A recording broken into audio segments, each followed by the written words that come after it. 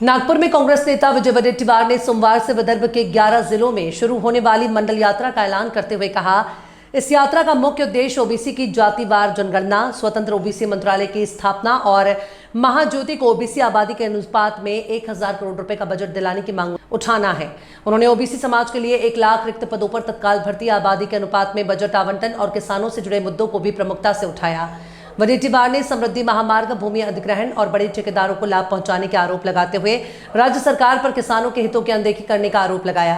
वडेट्टीवार ने विभिन्न राजनीतिक मुद्दों पर भी सरकार और जनता पर तीखे हमले किए।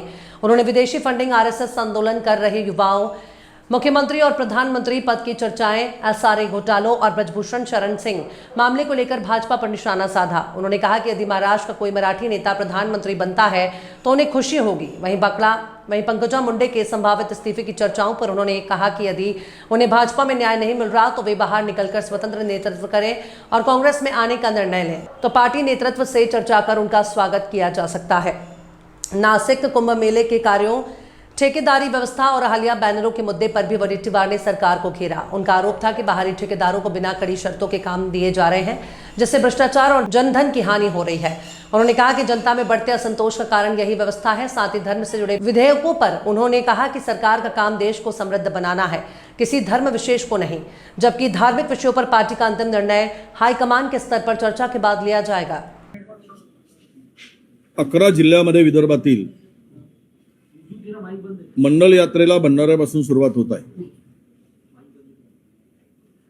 मंडल आयोगांच्या सर्व शिफारसी लागू करून या राज्यातील आणि देशातील ओबीसीला, शेतकऱ्याला न्याय मिळावा या प्रमुख मागणीसह यात्रा 11 जिल्ह्यामधून प्रवास करून चंद्रपूरला याचा समारोप होणार आहे। केंद्र सरकारकडे अनुसूचित जाती जमातीप्रमाणेच ओबीसीची जातनिहाय जनगणना करावी ही यातली प्रमुख मागणी आजच्या ओबीसीच्या आमच्या यात्रेच्या निमित्तानं आम्ही केंद्र सरकारकडे मागतो आहोत आणि यासाठीची जनजागृती आहे। केंद्र सरकारने ओबीसीसाठी स्वतंत्र मंत्रालय निर्माण केलं पाहिजे, ही सुद्धा प्रमुख मागणी या ठिकाणी आहे। राज्य सरकार केवळ ओबीसीचे मत घेऊन सत्तेवर आसन होतं, पण ओबीसीला मात्र देताना यांची दुपट्टी भूमिका राज्य सरकारची नेहमी राहिली आहे। सगळ्या मंडळाला जेवढा निधी दिला जातो तेवढाच निधी ओबीसीची मोठी संख्या असूनही आम्हालाही तेवढाच निधी देतात। म्हणजे सारथीला, बार्टीला, तार्टीला जेवढा निधी तेवढाच निधी ओबीसीला, महाज्योतीला दिला जातो।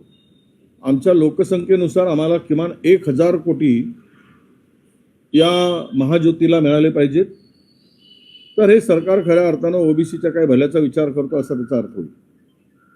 इतर बहुजन कल्याण विभागातर्फे प्रत्येक जिल्ह्यामध्ये महात्मा ज्योतिबा फुले ओबीसी भवन निर्माण करण्यासाठी सरकारने निधी दिला पाहिजे, ही सुद्धा एक प्रमुख मागणी आहे। आणि यामध्ये ओबीसीचा 1 लाख पदाचा बॅकलॉग आहे, ते सरकार भरतच नाही आहे आणि त्या 1 लाख पदाचा बॅकलॉग पूर्णतः त्वरित भरावा, कारण नेहमीच महायुतीच्या सरकारकडून ओपन टू ऑल ओपन, म्हणजे एखाद्या विद्यार्थ्याला जर 125 मार्क्स असतील तर तो कुठल्याही कॅटेगरीचा असो तो ओपन मध्ये आला पाहिजे, त्याच्या खालचे मग सगळे कॅटेगरीमध्ये आले पाहिजे। परंतु आमच्या ओबीसीच्या मुलांना 150 मार्क्स असले तरी त्याला कॅटेगरीमध्ये टाकलं जातं आणि 90 असलेल्या मुलाला ओपन मध्ये सिलेक्ट केलं जातं, ओपन टू ओपन म्हणून। हा अत्यंत धोकादायक निर्णय केंद्र आणि राज्य सरकारने घेतलेला आहे। त्यामुळे ओबीसीवर आणि कॅटेगरीच्या लोकांवर, एससी एसटीवर प्रचंड अन्याय या निमित्तानं, या जेआरच्या निमित्तानं होतो आहे। म्हणून या 1 लाख पदाचा जो बॅकलॉग आहे तो त्वरित भरावा आणि ओबीसी समुदायाला लोकसंख्येप्रमाणे बजेटमध्ये प्रावधान करावं, अशा अनेक मागण्या घेऊन आज आम्ही ओबीसीच्या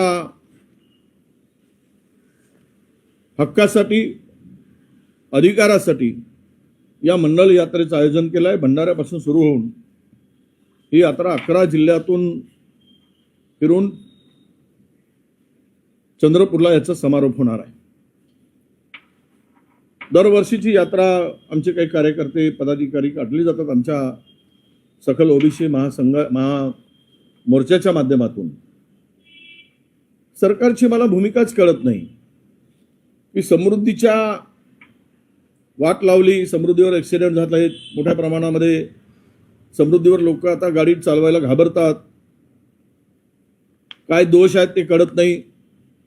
आता समृद्धीचं एक्सटेन्शन करून भंडारा, गडचिरोली, नागपूर, आपला चंद्रपूर, गोंदियापर्यंत याचा मार्ग साठी जवळपास विदर्भामध्ये 5 पॅकेज 5-5 हजार कोटीचे 30,000 कोटीची कामं आणि मोठ्या कंत्राटदाराला फायदा मिळवण्यासाठी ही कामं छोटी नाही, क्लब करून 5-5 हजार कोटीची कामं.